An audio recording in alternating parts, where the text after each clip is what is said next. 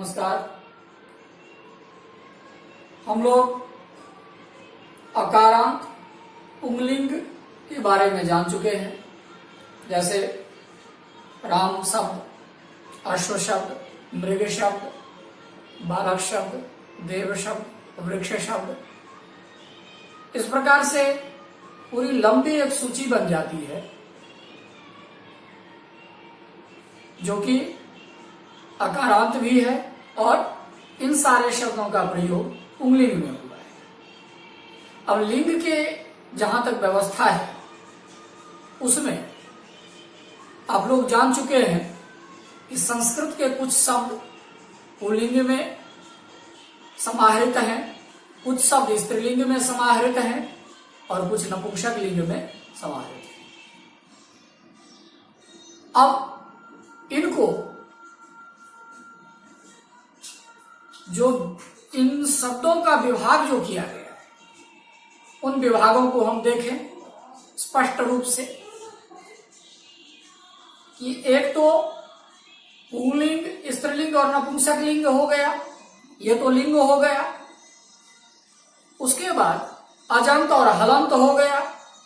अजंत अर्थात स्वरांत, हलंत अर्थात व्यंजनांत। तो अजंत पुंगलिंग शब्द, अजंत स्त्रीलिंग शब्द और अजंत नपुंसक लिंग शब्द अर्थात स्वरांत पुंगलिंग शब्द, स्वरांत स्त्रीलिंग शब्द, स्वरांत नपुंसक लिंग शब्द एवं हलंत पुंगलिंग शब्द, हलंत स्त्रीलिंग शब्द, हलंत नपुंसक लिंग शब्द अर्थात व्यंजनांत पुंगलिंग शब्द, व्यंजनांत स्त्रीलिंग शब्द, व्यंजनांत नपुंसक लिंग शब्द। यह हुआ सारांश पूरे विवेचन का कि संस्कृत भाषा में जिन शब्दों का रूप चलता है उन शब्दों को यदि हम विभाग करते हैं तो ये 6 विभाग हमारे सामने उपस्थित होते हैं और निश्चित रूप से जिन शब्दों को हम ग्रहण करें वह शब्द इन 6 विभाग में से किसी न किसी विभाग का अवश्य ही होगा। कोई भी शब्द यदि हम लेते हैं या तो वह अजंत पुल्लिंग में जाएगा, नहीं तो अजंत स्त्रीलिंग में जाएगा, नहीं तो अजंत नपुंसक लिंग में जाएगा, अथवा हलंत स्त्रीलिंग में जाएगा, हलंत पुंगलिंग में जाएगा, हलंत नपुंसक लिंग में जाएगा। कोई भी कहीं पर हो सकता है। अब एक एक करके यदि हम लें उसके लिए शब्दकोश ही प्रमाण है। बगैर शब्दकोश की सहायता से हम इन सारे शब्दों को एक जगह नहीं कर सकते, अर्थात एकत्रीकरण नहीं कर सकते हैं। यह तो मैंने इसलिए आप लोगों को बताया कि आप लोग सामान्यतया यह जान लें कि 2 प्रकार की स्थितियां आती है वाक्य में। एक शब्द रूप हमें मिलते हैं और एक धातु रूप हमें मिलते हैं।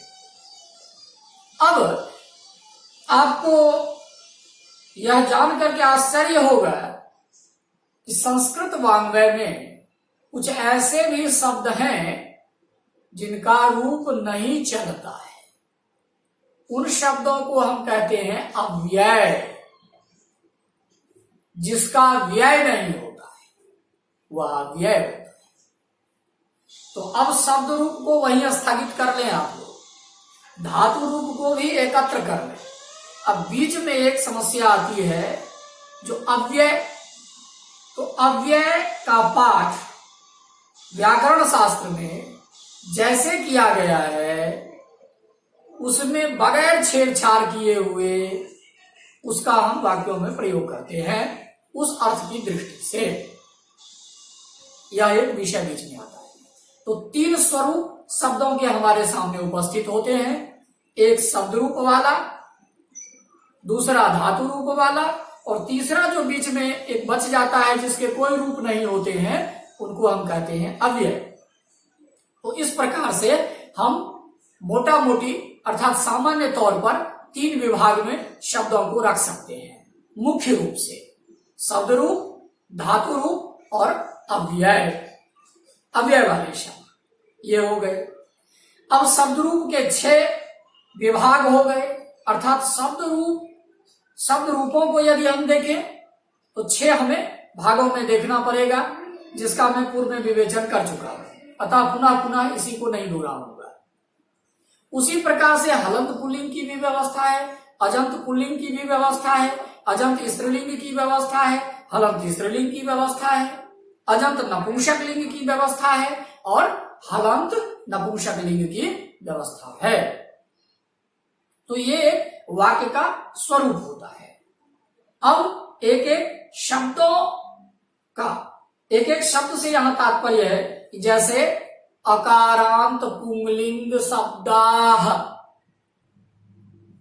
इकारांत पुंगलिंग शब्दाः, उकारांत पुंगलिंग शब्दाः, अन्येपि बहवः शब्दाः सन्ति पुल्लिंगे। पुल्लिंगाः शब्दाः बहवः सन्ति। भवत्सु यादृशी जिज्ञासा भविष्यति तदनुगुणं जिज्ञासायाः अनुगुणमेव अहं पुनः प्रतिपादनं करिष्यामि। इदानीं विरमामि। विस्तरात्। नमस्कारः।